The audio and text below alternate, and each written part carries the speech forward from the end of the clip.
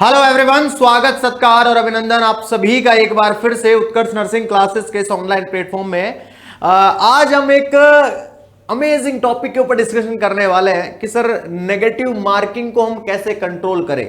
Negative marking sir हमारी सफलता में रोड़ा अटकाता है, यानी कि अड़चने पैदा करता है। तो मैं आप सभी बच्चों को बताऊंगा आज कि हम एग्जाम हॉल के अंतर्गत नेगेटिव मार्किंग को कैसे कंट्रोल कर सकते हैं। कुछ तरीके बताऊंगा, ठीक है। हाँ, यहां पे क्योंकि कई सारे बच्चों के मैसेजेस आते हैं, कई सारे बच्चों के कमेंट्स भी आते हैं, सागर सर या फिर सर बोले हम सिलेक्शन तक पहुंच गए थे लेकिन बोले ये नेगेटिव हो गए इसलिए वापस पीछे आ गए। नेगेटिव जो मार्किंग होती है वो जब बच्चा ऊपर चढ़ता है सिलेक्शन पे तो उसके पैर पकड़ के खींचने का, नीचे खींचने का काम करती है। याद रखिएगा, नेगेटिव मार्किंग को हमें अवॉइड करना है। अब कैसे करना है, कैसे नहीं करना है, ठीक है, बिल्कुल एक ही स्लाइड में बताऊंगा मैं। आराम से समझने की कोशिश करिएगा कि सागर सर क्या बता रहे हैं और क्या नहीं बता रहे हैं, ठीक है। यहां पे हमें दो बातों का विशेष ध्यान रखना है। नेगेटिव मार्किंग में याद रखिएगा दो बातों का विशेष ध्यान रखना है। पहला कौन सा ध्यान रखना है? बिफोर एग्जाम, एग्जाम से पहले हमें क्या ध्यान रखना है, और ड्यूरिंग एग्जाम, और एग्जाम के दौरान हमें किन किन बातों का ध्यान रखना है। यहां पे मैं कुछ चीजें बताऊंगा आपको, नेगेटिव मार्किंग को आप अवॉइड कैसे कर सकते हैं।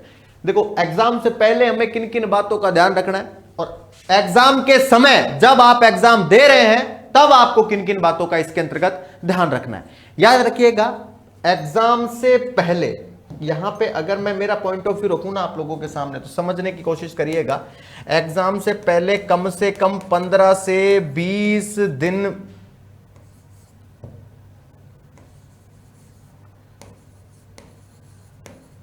बिफोर एग्जाम रिवीजन आपका कंप्लीट हो जाना चाहिए।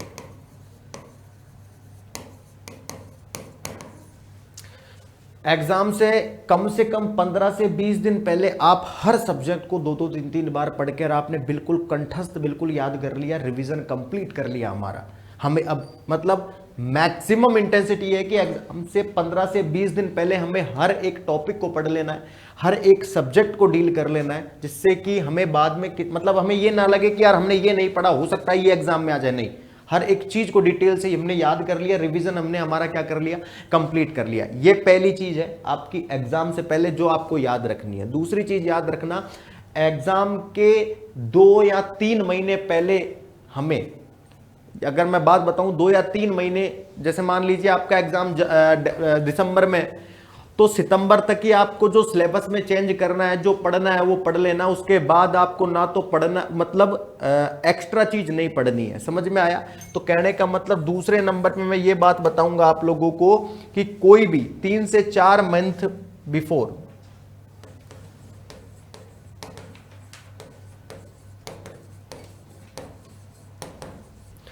Before 3 to 4 month, before 3 to 4 month, 3 से 4 महीने पहले आपको पढ़ाई की सामग्री चेंज नहीं करनी है। हिंदी में लिख देता हूं,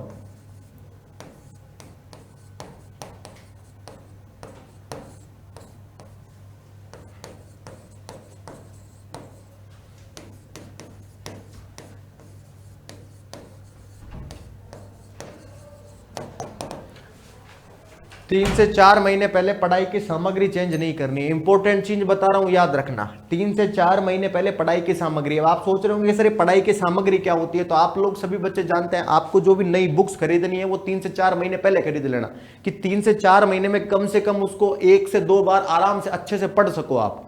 अगर आपके पास नोट्स अवेलेबल है तो उसको भी आप आराम से क्या कर सके, कवर अप कर सके। इसलिए कहते हैं कि जब भी कोचिंग करते हैं, कोचिंग संस्थान होती है उसके अंतर्गत, क्योंकि देखो हर मतलब सिलेबस थोड़ा लंबा खिंचता है उसके अंतर्गत, तो इसीलिए कहते हैं कि डेली का पढ़ा है डेली याद करते रहो, जिससे कि एग्जाम से 15 से 20 दिन पहले आपका पूरा का पूरा रिवीजन कंप्लीट हो जाए। भाई क्या हो जाए, पूरा का पूरा रिवीजन कंप्लीट हो जाए। इसके अलावा जो तीसरी कड़ी मैं बताने वाला हूं आप लोगों को, ठीक है, इसको इसी को छोटा कर देते हैं। जो तीसरी कड़ी मैं बताने वाला हूं आप लोगों को, तीसरी कड़ी याद रखिएगा। तीसरी कड़ी यह है कि आपको अभ्यास करना है सर, रिवीजन करना है कॉन्शियस तरीके से। अभ्यास नहीं छोड़ना है ना, अभ्यास कहते हैं, अभ्यास करना है यानी कि रिवीजन करना है सर, और रिवीजन करना है आपको कॉन्शियस तरीके से, ठीक है, कॉन्शियसली रूप से। याद रखना रिवीजन कैसे करेंगे आप, बोले सर हम रिवीजन तो करते हैं लेकिन कॉन्शियस तरीके से, ये क्या नया चीज जुड़ गया। बिल्कुल भी कॉन्शियस, भी इंटेलिजेंट, भी फोकस्ड होकर के आपको तैयारी करनी है। आप अगर मान लीजिए मॉक टेस्ट भी दे रहे हैं तो भी आपको कम से कम 3 घंटे एक जगह बैठ के मॉक टेस्ट देना है, सिटिंग पोजीशन आपको। देखो इसके अंतर्गत मैं बताता हूं अभ्यास आप कैसे करते हैं। अभ्यास अगर आप कर रहे हैं तो कम से कम मान लीजिए आप मॉक टेस्ट दे रहे हैं या आप टेस्ट सीरीज परचेज कर रहे हैं। मान लीजिए आपने मॉक टेस्ट दिया, टेस्ट सीरीज परचेज करी, इन टेस्ट सीरीज को 3 घंटे के अंतर्गत आपको कंप्लीट करना है। तो याद रखना सबसे पहले सिटिंग पोजीशन,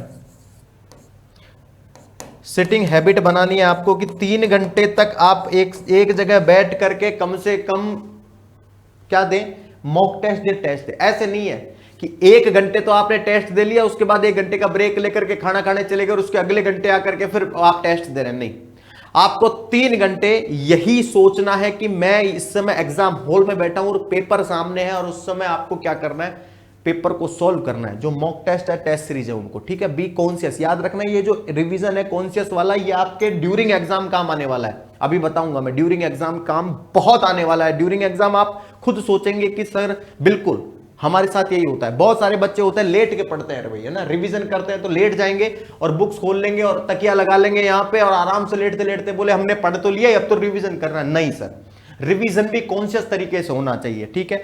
हर जब हम रिवीजन करें तो हमारे माइंड में एक बात चलनी चाहिए कि ये वाला एग्जाम प्रश्न पत्र पे छप चुका है और ये वाला जो टॉपिक है, ये वाला जो टॉपिक प्रश्न पत्र में छप चुका है, यानी एमसी पेपर में छप चुका है, और आपको ये वहां पे करके आना है। तो उस समय मैं जब लिख रहा हूं तो उस समय मेरे को याद आ रही है सारी चीजें, ठीक है। तो कहने का मतलब है एक तो याद करना और एक एग्जाम हॉल में याद करना। आप लोगों ने बहुत बच्चों को देखा होगा जो बिफोर एग्जाम गजब की तैयारी करते हैं, लेकिन आफ्टर एग्जाम उनका रिजल्ट नेगेटिव चले जाता है। रीजन यही है, ठीक है, कि सब चीज कर लेंगे लेकिन जो अभ्यास, रिविजन जो कॉन्शियस तरीके से करना चाहिए, बी फोकस्ड करना चाहिए, वो ये लोग नहीं करते हैं।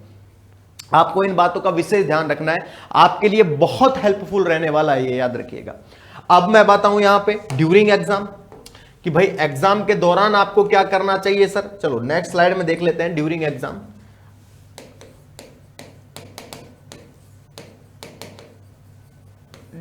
एग्जाम के दौरान सर हमें किन किन बातों का ध्यान रखना चाहिए। तो देखो अगेन मैं आप सभी बच्चों को बता रहा हूं एग्जाम के दौरान हमें किन किन बातों का ध्यान रखना चाहिए। तो देखो एग्जाम के दौरान हमें याद रखिएगा, सबसे पहली चीज तो ये होती है जो अनसुने एमसीक्यूज होते हैं। पहले नंबर पे क्या आता है, जो एमसीक्यूज आपको बिल्कुल भी नहीं आते हैं, ठीक है। हाँ, मतलब हम लिख सकते हैं हिंदी में, जो एमसीक्यूज अनसुने होते हैं,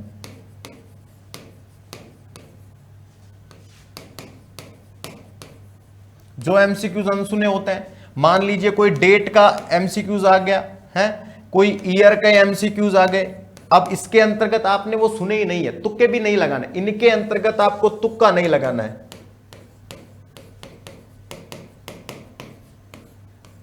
इनके अंदर आपको तुक्का नहीं लगाना है, याद रखना। जो मतलब आप मान लीजिए जो एमसीक्यूज आपने सुने ही नहीं है, देखे ही नहीं है कभी, है तो उनमें तुक्के क्यों लगाते हैं। अब मान लीजिए 100 एमसीक्यूज है आपके पास और उसमें से 20 एमसीक्यूज ऐसे आ गए जो आपने नहीं सुने, तो कोई बात नहीं, ठीक है। इनमें इनको छेड़ना ही नहीं है आपको। अगर इनको छेड़ भी दिया तो भी आप नेगेटिव में ही जा रहे हैं, उससे बढ़िया इनको करना ही नहीं है। इनको आपको बिल्कुल भी नहीं छेड़ना है। जो एमसीक्यूज अनसुने हैं, आपने कभी देखे ही नहीं है आपकी लाइफ के अंतर्गत, बोले सर ये तो देखा ही नहीं है, चारों ऑप्शन ये अनसुने हैं, ये तो उनको नहीं छेड़ना है। मान लीजिए कोई डेट का सवाल आ गया, मान लीजिए आपसे पूछ ले कि भोपाल गैस ट्रेजेडी कब हुई थी। अब आपको ये तो पता है 1984 में हुई थी, लेकिन उसमें डेट पूछ लिया है। अब वैसे तो हुई थी 3 दिसंबर को, लेकिन आपको याद नहीं है, उसमें दे दिया ऑप्शन 1 दिसंबर, 2 दिसंबर, 3 दिसंबर, 4 दिसंबर। अब आपने सोचा रहे भाई ये तो मैंने पढ़ा ही नहीं है, याद ही नहीं किया, तो उस समय तुक्का नहीं मारना है कि यार डेट में ये हो सकता है। देखो अगर मैं बात बताऊं, अगर इन चीजों में आपने तुक्का मारा तो इसलिए पीछे रह जाते हैं, ठीक है। इन चीजों को आपको तुक्का नहीं लगाना है। और ये चीजें कहां से आएगी, अभ्यास से आएगी, ठीक है। ये चीजें कहां से आपको रिवीजन होगा, अभ्यास से होगा, क्योंकि अभ्यास के दौरान आपको प्रॉपर तरीके से बैठ करके, मैंने बताया ना सिटिंग हैबिट्स डालनी है आपको, ठीक है। तो प्रॉपर तरीके से 3 घंटे बैठेंगे आप, सीधी सी बात है। एमसीक्यू अनसुने होता है, डेट ईयर, मान लीजिए आपसे पूछ लिया जाए कोई भी XYZ की, मान लीजिए आपसे पूछ लिया WHO का जन्म कब हुआ था, मान लीजिए आपसे पूछ लिया national institute of disaster management कब आया था, NIDM कब आया था, है ना। ये सब चीज मान लीजिए आपसे पूछ लिया, आपने आपको याद नहीं है, तो इनमें तुक्का नहीं लगाना है भाई, है ना। नो तुक्का, इसके अंतर्गत आपको छेड़ना ही नहीं है, तुक्का नहीं लगाना है, क्लियर कट बात याद रखना। नो तुक्का, तुक्का लगाना ही नहीं है जो एमसीक्यू अनसुने होते हैं, ठीक है। पहली चीज तो ये याद रखना। दूसरी चीज ये याद रखिएगा आप सभी बच्चे, मैं फिर कह रहा हूं आपको, मॉक टेस्ट देना बहुत ज्यादा जरूरी होता है, ठीक है। तो देखो पहले, हाँ, एग्जाम, ड्यूरिंग एग्जाम की बात कर रहे हैं हम कि एग्जाम के दौरान हमें क्या करना है, तो याद रखना एग्जाम के दौरान पहली तो ये बात याद रखना। दूसरी चीज, बी कॉन्फिडेंट रहना,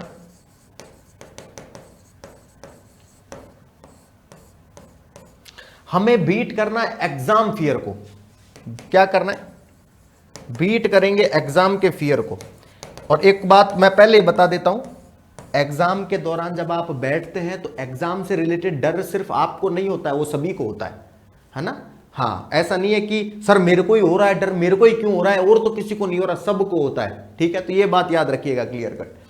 एमसीक्यू अनसुने होते हैं, डेट ईयर है, इन पे आपको तुक्का नहीं लगाना है, इनको एस्केप आउट कर दो, छोड़ दो। बी कॉन्फिडेंट रहना है कि हाँ बिल्कुल मैंने पढ़ाई की हुई है और मेरे को आता है।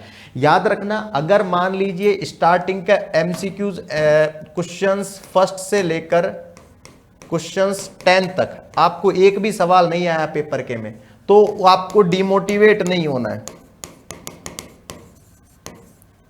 डिमोटिवेट नहीं होना है, ठीक है। ये याद रखना, डिमोटिवेट नहीं होना है, डिप्रेस नहीं होना है कि ये लो शुरुआत ही खराब हो गई, एक सवाल से लेकर के 10 ही नहीं आते, पता नहीं अब क्या होगा, हो सकता है आपको आगे के 90 सवाल आ जाए, इसलिए कभी भी डिमोटिवेट नहीं होना है। बी कॉन्फिडेंट रहना है, बेस्ट, और हमें एग्जाम के जो फियर है उसको बीट करना सीखना है, और ये अभ्यास से आएगा। अगर आप बेस्ट तैयारी करके जा रहे हैं, बेस्ट आपका क्या है, रिवीजन हो रखा है, बेस्ट आपने हर एक चीज कर रखी है, भाई साहब आपको एक एग्जाम का फियर आएगा ही नहीं, क्योंकि ये चीज आप मॉक टेस्ट में 3 घंटे बैठ करके झेल चुके हैं।